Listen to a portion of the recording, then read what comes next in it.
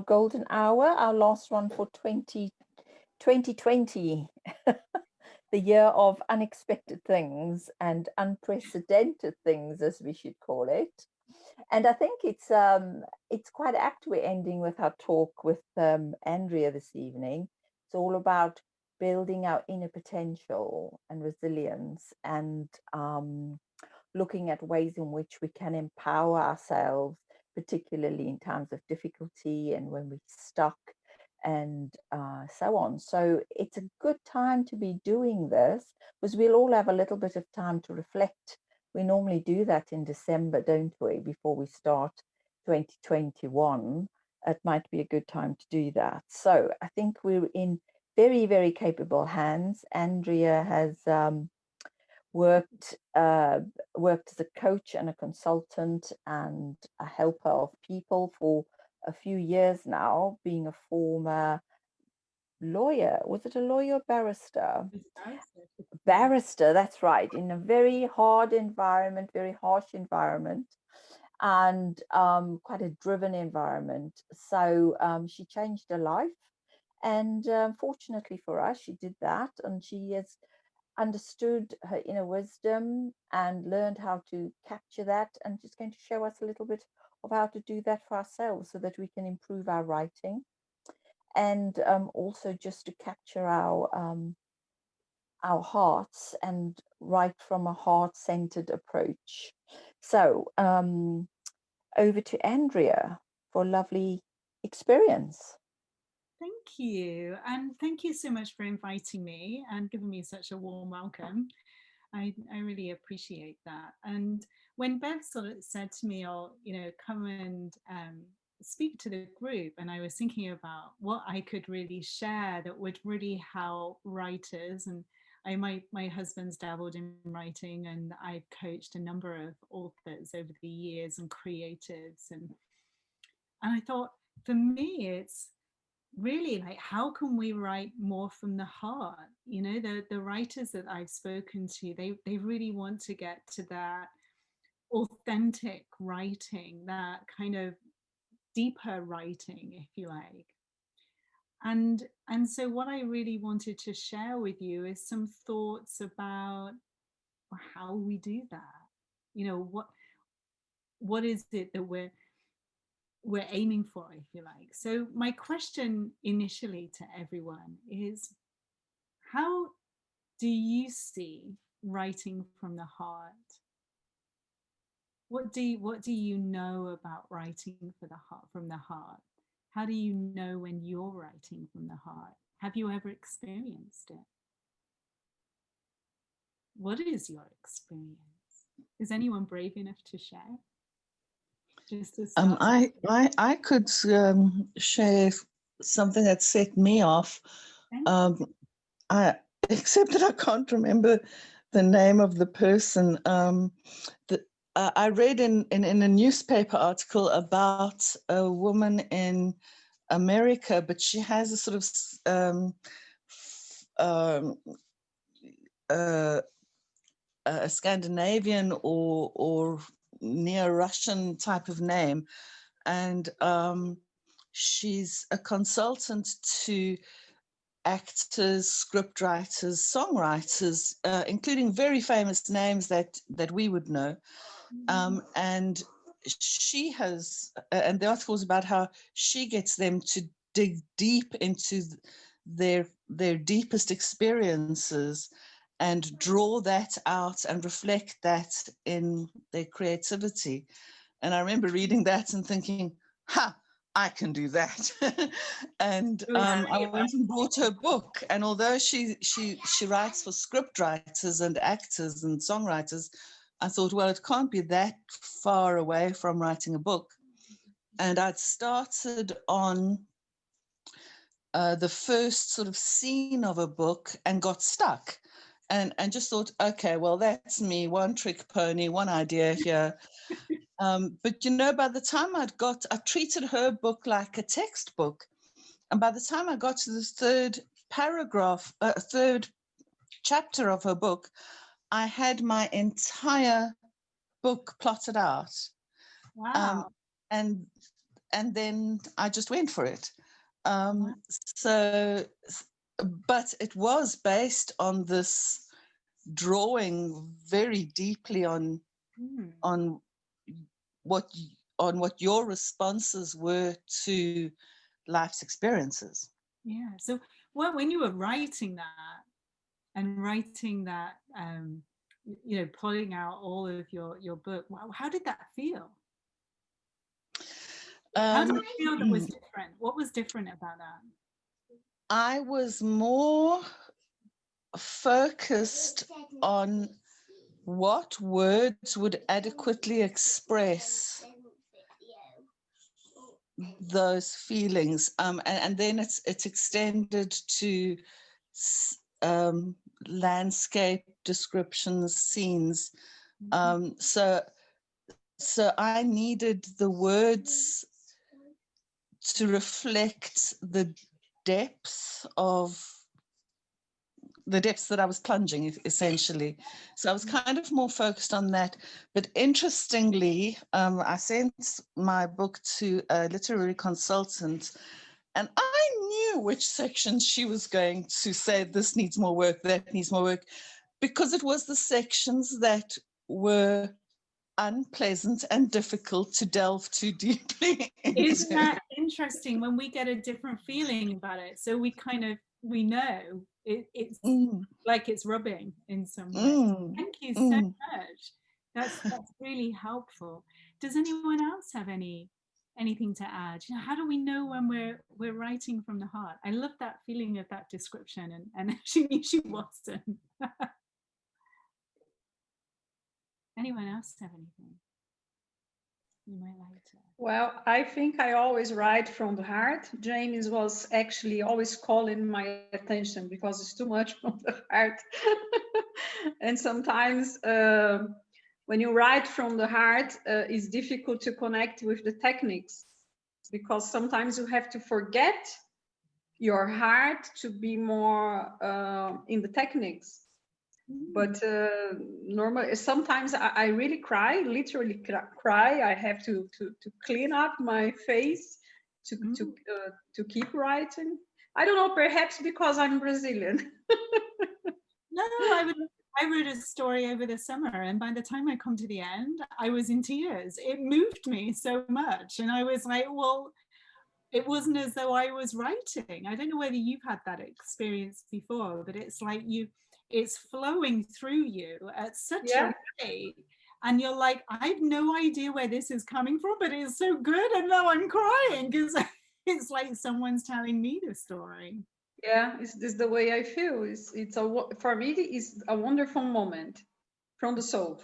Oh, I love that. It's a wonderful moment. I don't think you could describe it any differently than that. I think that's beautiful.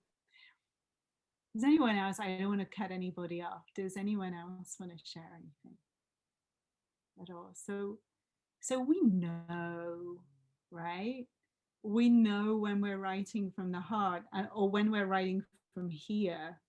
Yeah. So when we're writing up here and we're in our heads, as Desiree was saying, you know, it feels hard, it's difficult, you know, I say it's like almost like grating your knuckles on a cheese grater, you know, it's like, oh, I don't want to do this. It has a different feeling to it. Yet when we're writing from the heart, there's a flow, there's a deeper connection, there's an ease to it.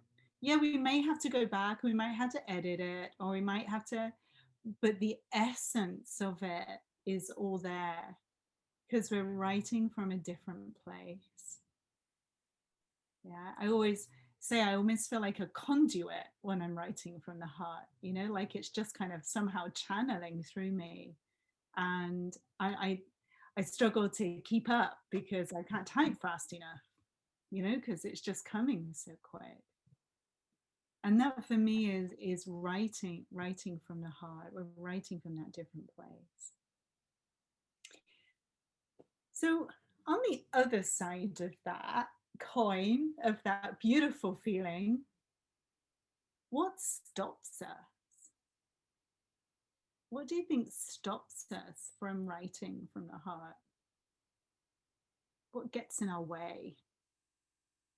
What trips us up?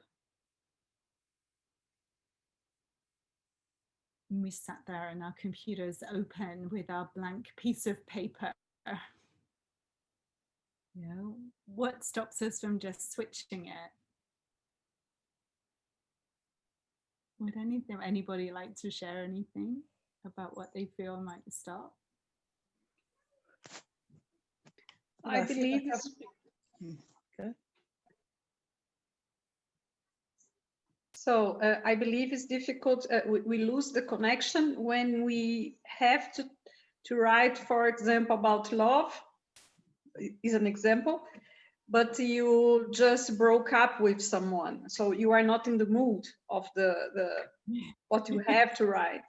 My first comedy, for example, was very difficult for me because I was not in this kind of book, and James, he really motivated me to go in this direction, and was a very good idea at the end, but was difficult because I was not in the mood. What was difficult for me. So you have to be connected with the emotion you have to write about. Okay, thank you. Thank you. Desiree, were you going to share something too? It's no, I'm not going to say it's similar. It was simply a case of when you have to write. I found it difficult. For example, I was told that I had to make one character be badder, be a nastier piece of work, and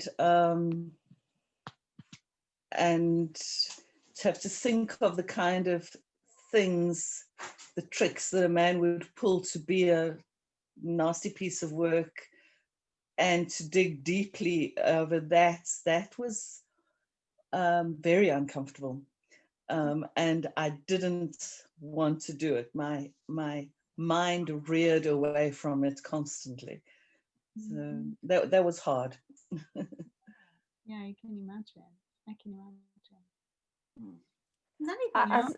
Sorry. I suppose also when one is too much in the head, you know, you have to think of facts, figures, technical things, you know, linking, you know, it's almost like thinking too hard. Then you're definitely not in your heart. You know, there's a definite disconnect for me anyway when I'm just sort of linking facts and figures versus something that's warm, emotional, or as Desiree says, you know, it's something that makes you feel uncomfortable because you couldn't possibly fathom that emotional space of being a baddie or something like that, or someone who tells lies constantly, or but yet we have to embody each of the characters we write about. For sure. Does anything else get in your way? Like maybe what people might think of the book, or maybe past experiences that you might have had, or what people have said, or you know what?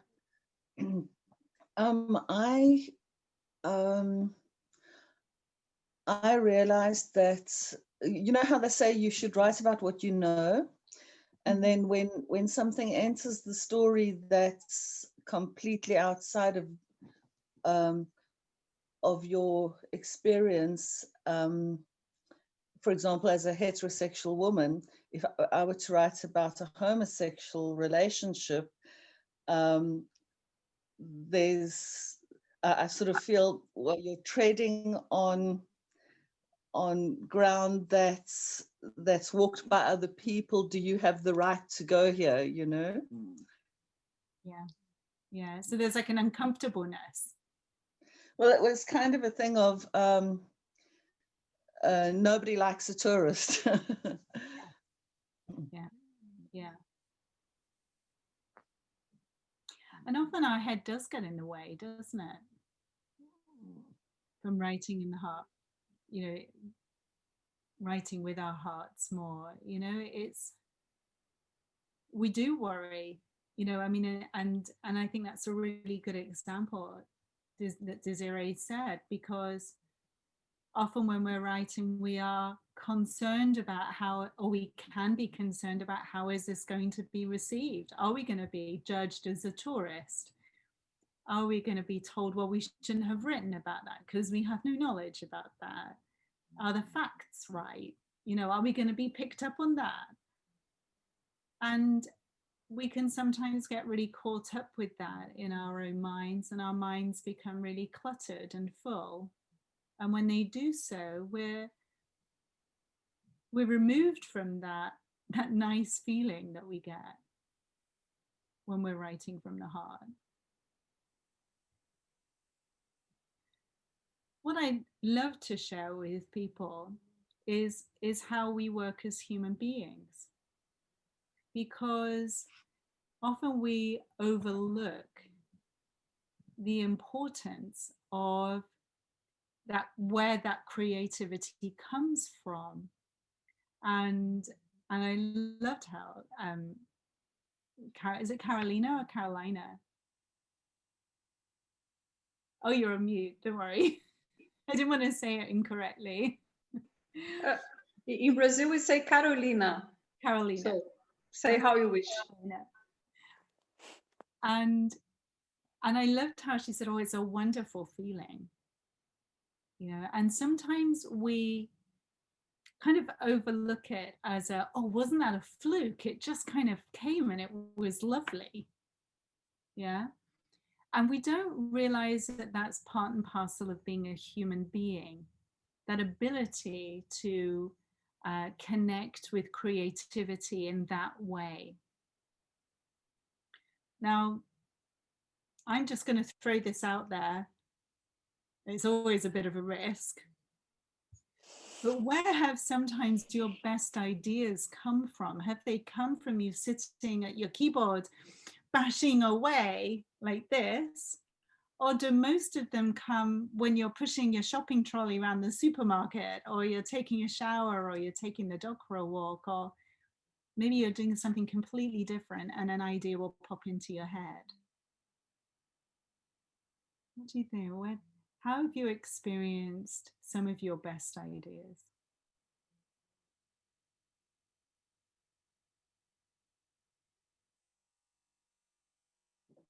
I said it was a risk. Everyone's gone silent. I would say that my best ideas come from anywhere, wherever I am, you know, usually not in front of the computer, never in front of the computer. Precisely. And then when are we always searching for them? In front of the computer. Right. So the way we work as human beings is that we are most connected with our creativity when this is quiet. It's distracted. It's off doing something else. When you're just about to fall asleep, right? Isn't that the most annoying thing in the world? You want to go to bed, you want to go to sleep, and then all of a sudden all these ideas start flowing in your mind. You know? Or when you're in the shower and you're soaking wet and you can't get a pen and a piece of paper, and it's like, no, this is really good. I need to write this down. Yeah. And what we're made of as human beings is this incredible innate intelligence, right? But we can only hear it when this is quiet. Yeah, so when we get good ideas. Yeah, gut feelings are another one. Has anyone ever had a gut feeling? You know, they just know something's right. Yeah. Even though our head is saying something completely different, we have a gut feeling about something. Yeah, that's part of that innate intelligence. Now, when we experience that as writers, is when we're relaxed and we're just in a nice feeling, and this is quiet. We're not worried about whether we're a tourist, whether we're going to get it wrong, whether this is going to be the one that gets accepted, or are we going to be faced with another rejection? Or, you know, when we've got all those narratives running, kind of fills the space there's no room for it to come through. So the quieter that we are here, the more likely it is that we'll be connected to that wonderful creativity. And I find that when writers start to see this and they start to see how they work, they worry less about the ideas coming because they know they're there. Yeah, they know that they don't have to work it out up here, that it's more to do with their state of mind. And when we have a quiet mind, we can connect to it, and it's there all the time. It's available to you all of the time.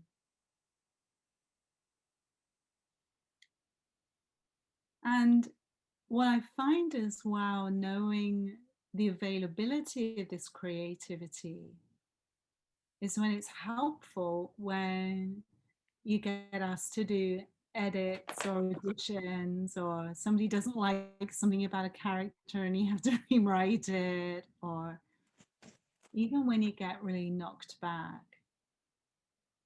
because it's almost like your internal guide in some way. You know, as soon as this quietens down with the, oh, but I don't like to do it, I can't do this, I've never had experience of this, I'm not in the mood, I've just broken up with my boyfriend, I don't want to write a love scene with this character because I don't like the character, or whatever it is that you're telling yourself, when this becomes quiet, you figure it out. And I'm sure you've had experience of figuring it out. You know, I know that sometimes can be really tough. I know when I was at the bar, I used to get really complex cases. I used to do employment law, so there was just paper everywhere and law everywhere. And I used to have this little process where I would be really hopeful, and then as the evening went on, I'd get more and more frustrated that there was so much to do and I didn't have time to do it. And then around sort of 10 o'clock at night, I'd usually have a paddy and like, oh, I can't do this. This is impossible. And then my mind would clear and I'd figure it out.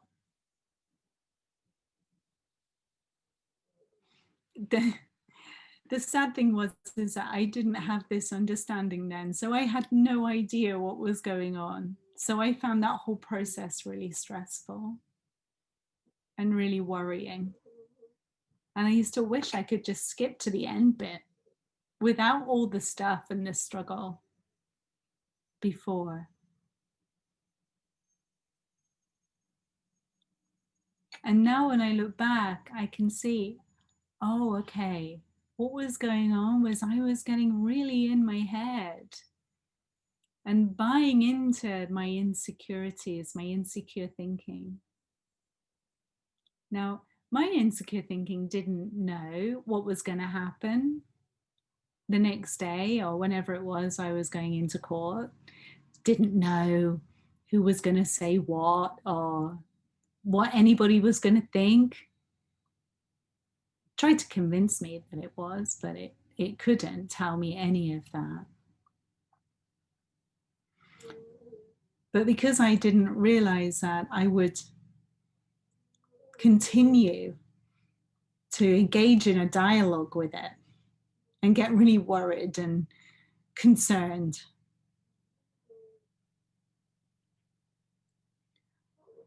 But when I had more understanding, I could catch on to the insecure thinking and the worry thinking, and I can't do this, and I need to be here, and I need to be in this feeling, and I can't be bothered with this. And I'd notice it and just let it go on its way, because that's what thought does if we leave it alone. It tends to pass by. And that enabled me to skip to the end bit quicker, to the figuring out bit quicker. Because figuring out really is another word for creativity. And when I got to figuring it out and I was in a calmer state, the ideas would just come. But oh yeah, I could do this. Oh, I could do that. Oh, this one. Because I wasn't so worried anymore. You know, I wasn't frustrated or cross or concerned. I could just go straight to figuring it out.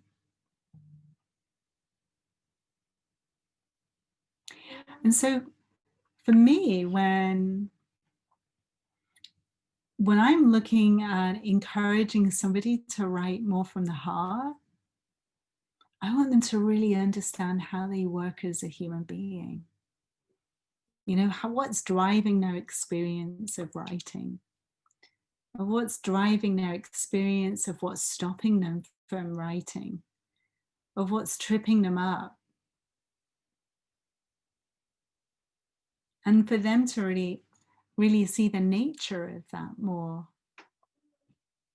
so that they can let all of that insecure thinking pass by a little quicker, so that they can see that when their minds are clearer, they know that they have within them an infinite source of creativity.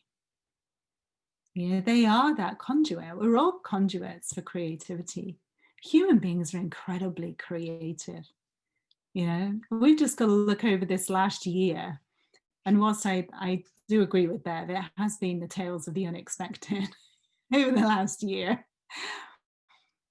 Look how creative everybody's been.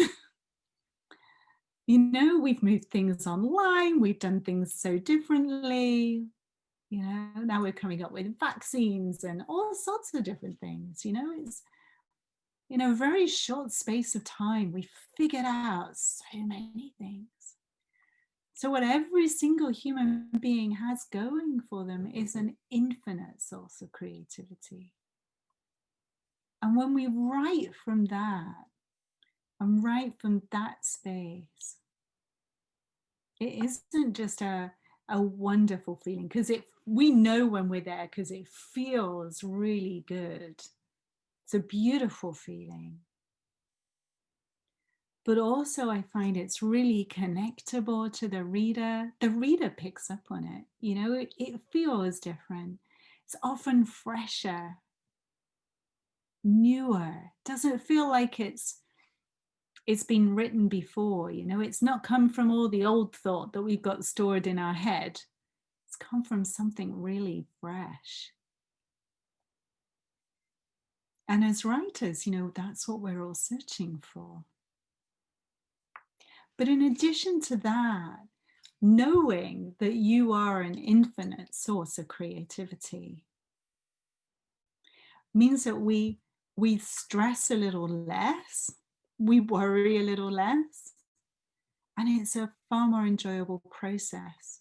You know, I've had writers really fall back in love with writing, you know, go almost like pressing the reset button on all the experiences that they've had of rejections and bits being edited and all sorts of things, and just really fall back in love with that creative process again for what it really is.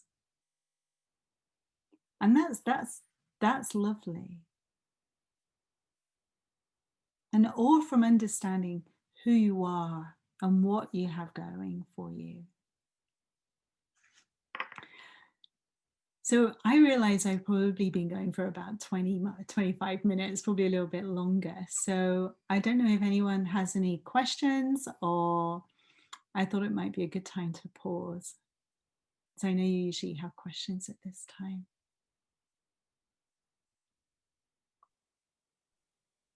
Hi, Andrew. So I would like to ask, when you're talking about getting to know yourself, what would you say those practical steps would be that people kind of take tomorrow to kind of get to know themselves better and fall back in love with writing if they're struggling at all? Absolutely. Well, I think there are two ways to approach it. I think as humans, we are always looking for the quick fix, aren't we? What are the 3 things I need to do tomorrow that in 10 minutes I can completely change my life with?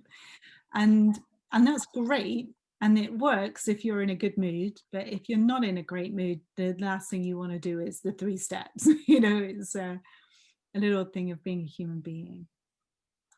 What I would invite everyone to do is remember a time when you felt really in flow with your writing. Remember how that feels, because it feels really different. You know, remember when the ideas just flowed and you just felt that you were the typist, you know, those kinds of moments.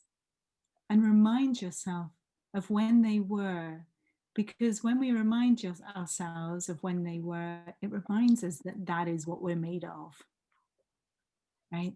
That hasn't gone away. That's still available to you just as much as it was on the time that it happened. It wasn't a fluke.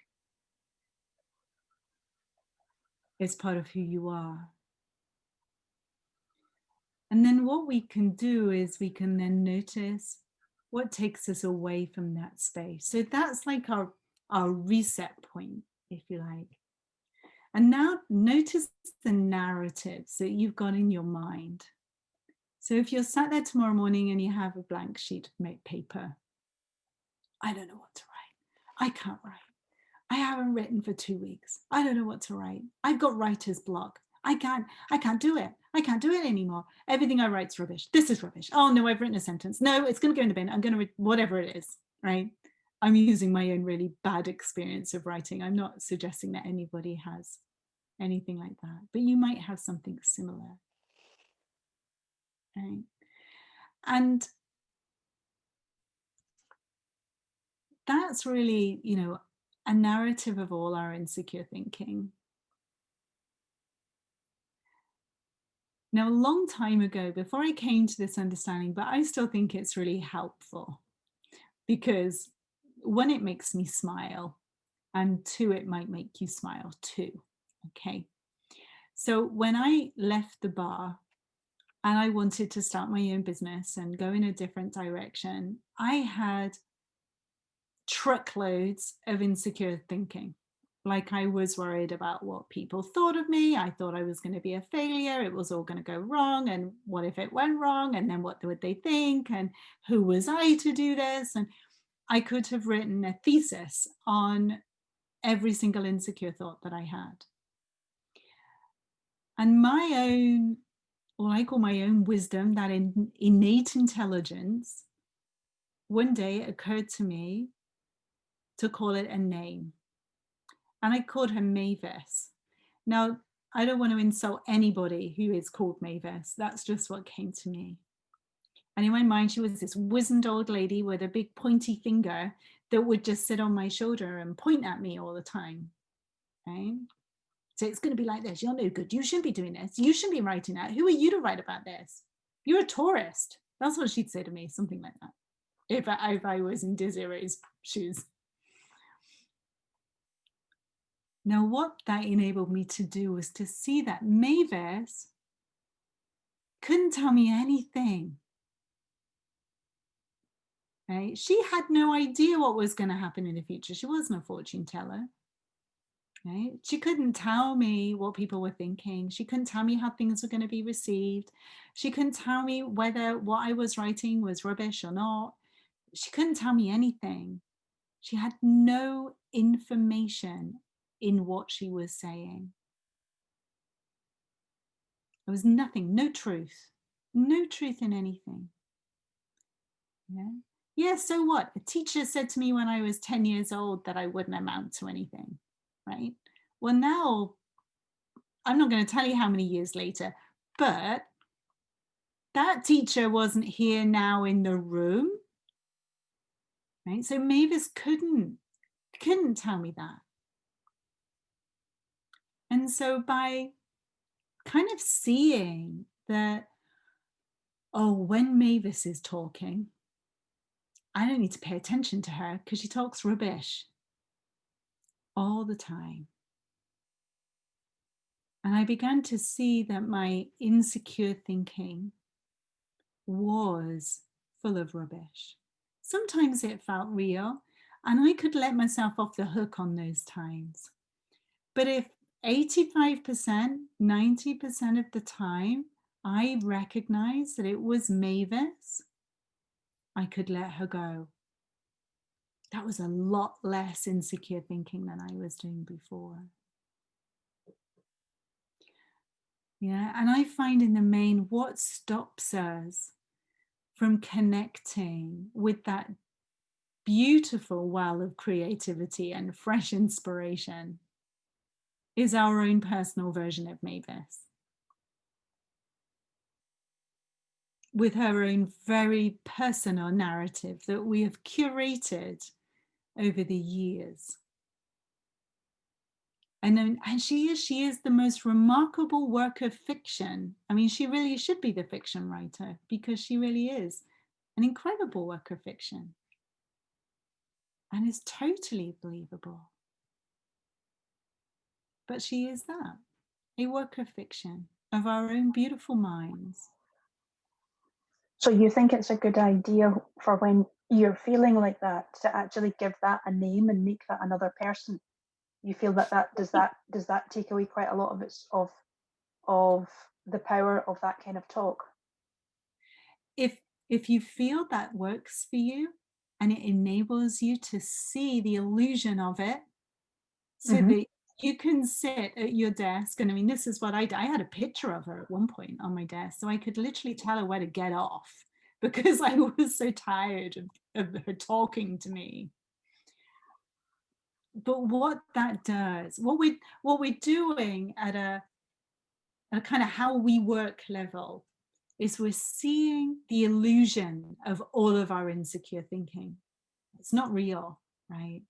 Because how often do we have insecure thinking that's going on, but we know it's not true? Like we have this deeper voice that's saying, just try again, just do this, just start writing. You know, it's almost like coaching us through it. But because our version of Mavis is so loud, we struggle not to pay her attention.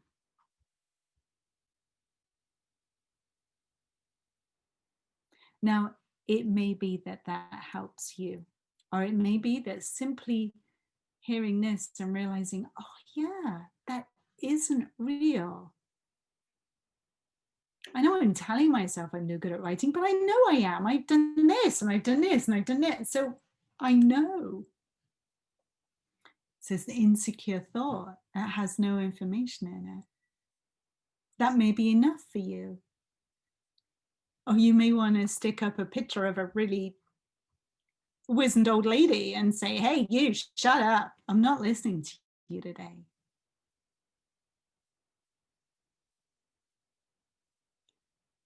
It really depends what works for you. What's important is that we start to see the nature of the thinking that's holding us back. You know, that I can't do this. Well, we are doing it. We just got to take it step by step. That thought, no information in it. This is rubbish. Well, guess what? We're our worst critic and the worst person to assess our work. Thought, no information in it.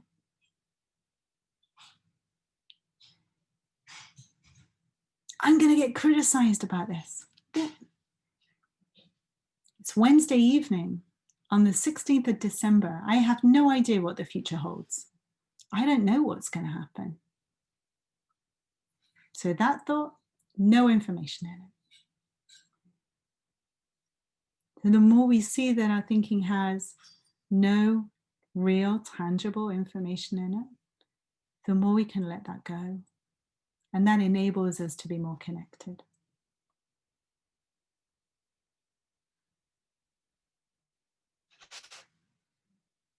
Does that help, Rachel?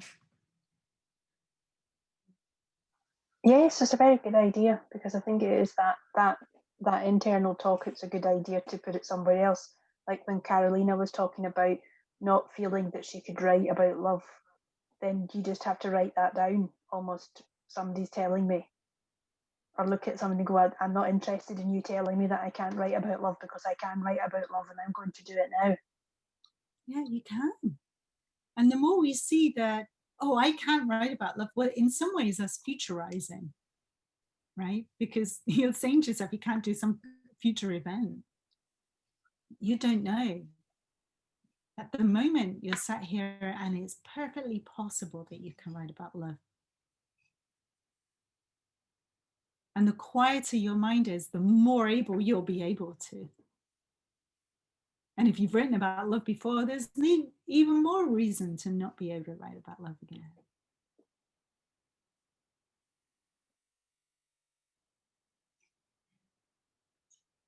Thank you.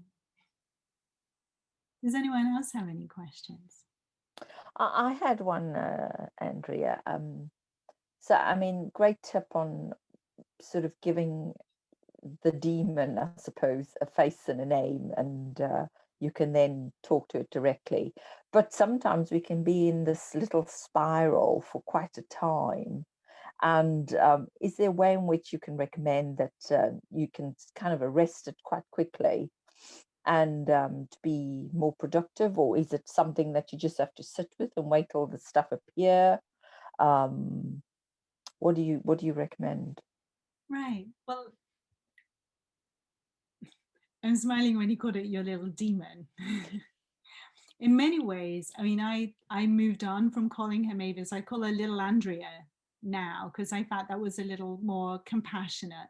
And that was really to describe, you know, our intellect, my head, right? And our head is full of past experiences. It's all old stuff we knew. Okay, now, sometimes our intellect likes to run the show. Yeah, and it gets all worried and panicky. And when that happens, it's like Bev described, you get into a bit of a spiral. You start to spin out. Now, the more okay I've been with spinning out, the less time it takes me to settle. Have you ever got a snow globe and you've shaken it? Right? So that's equivalent of your head spiraling out.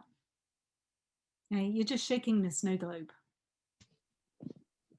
So trying to stop it and trying to think about how you can stop it and trying to fix the stopping is like shaking it even more and expecting the snow globe to settle. Right? So now, if I'm not feeling it, or I'm getting worried, or, you know, I mean, I write for a paper every week. I have a column in a regional paper.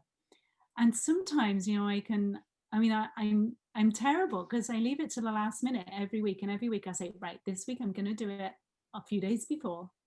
And I never do. I always leave it right up to the deadline. And sometimes I can wake up like, oh, I don't know what I'm going to write about today. I've got nothing to write about. What am I going to write about? I don't have any ideas. I've written about everything. I've been doing it for 6 years. There's nothing left to write about. What on earth could I write about today? Right? So my intellect is doing this with my brain. I'm making it really, really noisy. Right? There's not a cat and house chance that I'm going to be able to write when I'm in that state of mind. I know that. Right? However, there are two things that are really interesting. If I'm in a place where all of that feels really real to me, I'll go and like take the dog for a walk or something.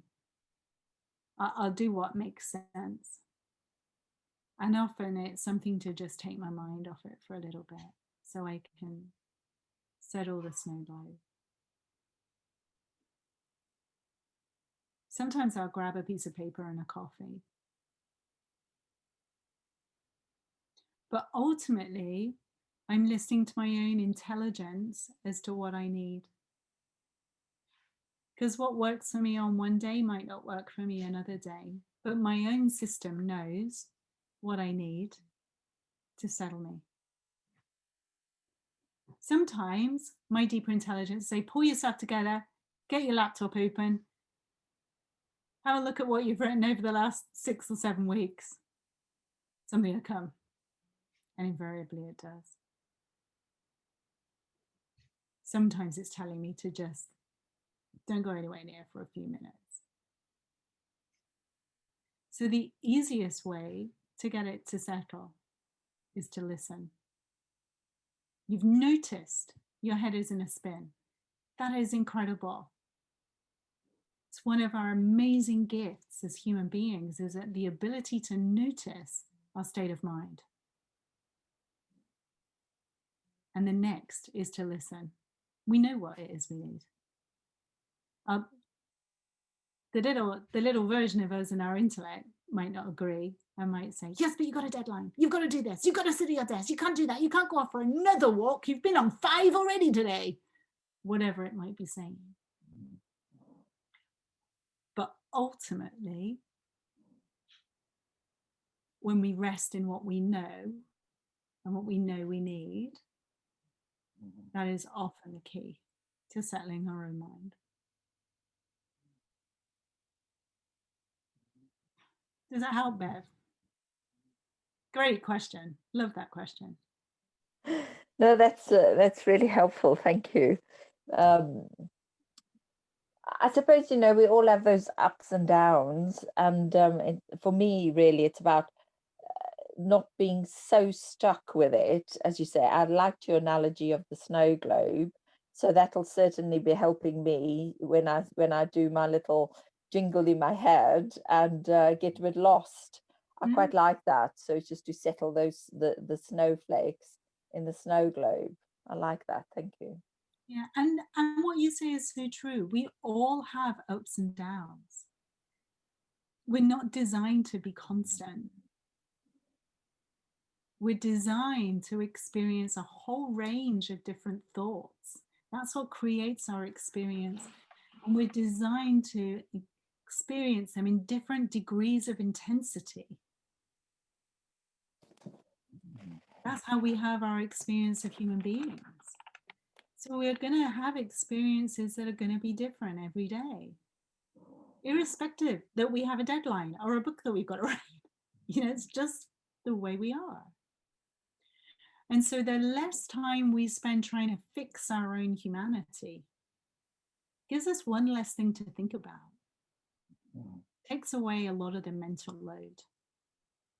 We're not continually beating ourselves up for being a human being.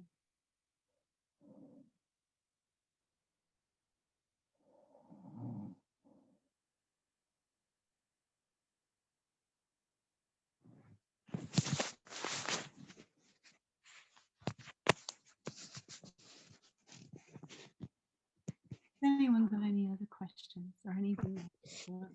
They were great questions. Thank you, ladies. Is this something one could do daily, weekly, monthly, or just as a general practice that can keep us more authentic, really? I know there's a lot of mindfulness and meditation and things like that. But is there something that you do? Yeah, well, I work with people on a one-to-one, and that's generally how I work. I also have a community, a little community that I have, which I call Courageous Leaders, and I share this understanding with them, and we have weekly reflection calls and a monthly mastermind. Actually, I'm going to go on to the mastermind after this call, where we talk about different areas of our lives that are tripping us up. So for example, this month, I'm looking at my notes, we're looking at how our past experiences hinder us from embracing the future, because we're worried about whether things are going to happen again, and we get insecure about that. So we'll be exploring how we create that experience. What I have found that has been useful in being really authentic is in staying in this conversation, because as human beings, we get lost in our own minds really easily. It's part of how we're designed, and we forget how life works, and we get really scared by our own thinking, and worried about it and we think it needs fixing and all sorts of things. And so being surrounded by like-minded people who kind of understand that we get to create the experience and that we have this incredible deeper intelligence and capacity for creativity enables us to, whenever we do accidentally nod off, as I like to call it, and get lost in our minds, it wakes us up again.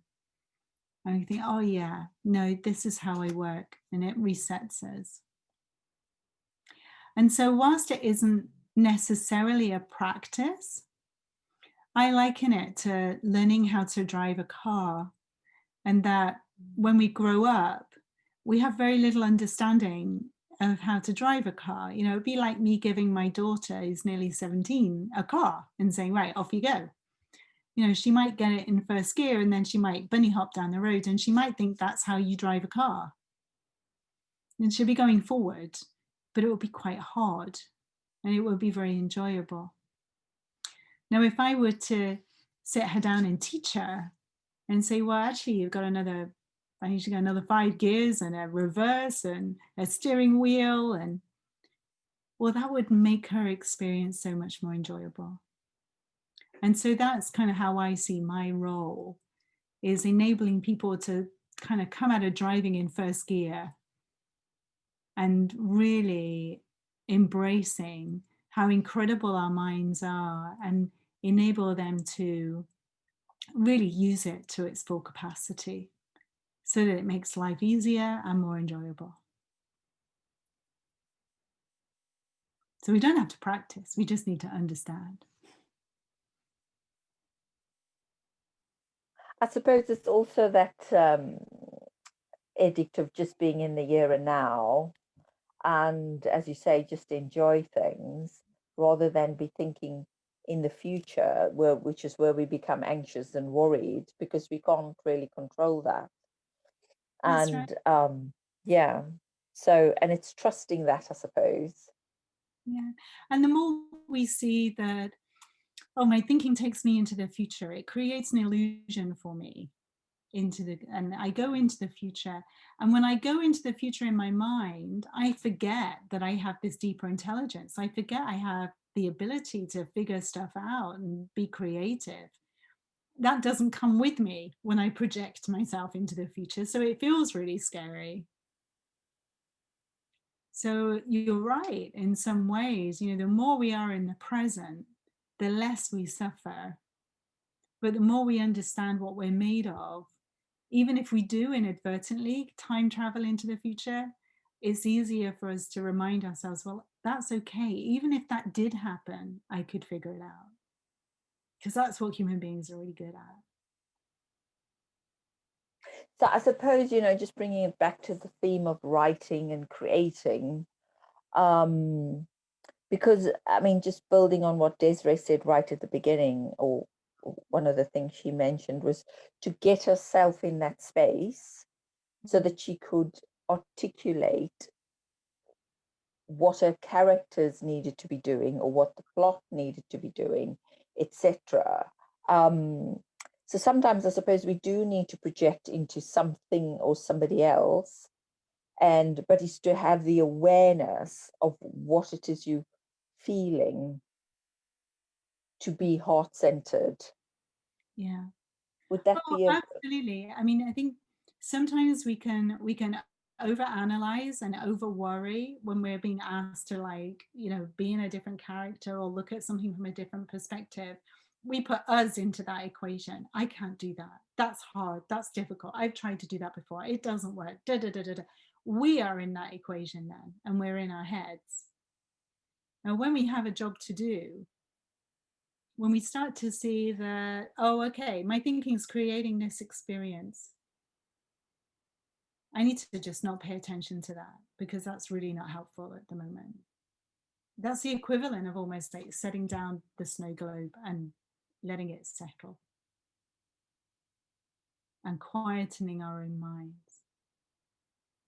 You know, we all have free will, right? We have more ability to choose what goes on in our own heads than often we recognize. And so being able to just say, yeah, all of that may be valid. It could all happen, I don't know, but right now it's not helpful to think about that. I need to get on with this. Bring yourself back into the present, bring yourself back into now. And then allow yourself to be really connected.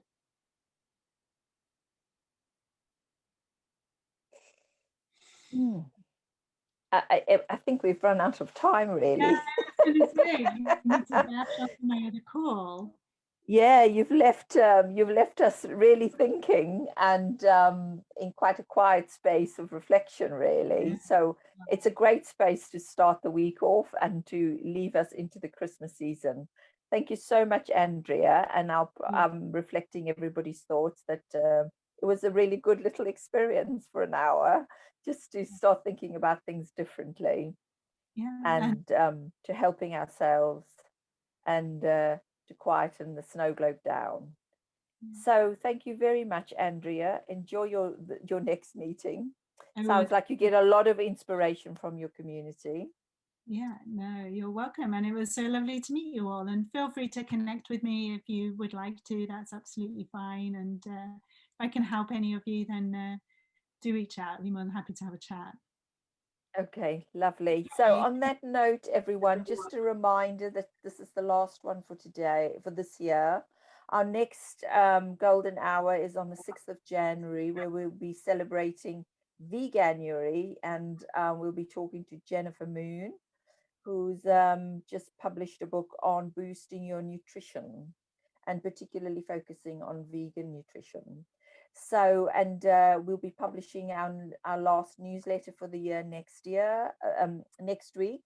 So look out for that. And safe to say, I hope you enjoyed our first quarter. We've just spent 3 months delivering golden hours for you and newsletters and so on, and also Zoom writing spaces as well as Q&A panels. So we've done quite a lot in these last 3 months, and the next 3 months are going to be equally exciting, including our World Storytelling Day Festival on the 20th and 21st of March in 2021. Oh, I seem to be garbled. Anyway, thank you very much, everyone, for participating and joining in this evening. Have a good Christmas, and we'll see you soon. Take care. Bye-bye. Thank you. Bye.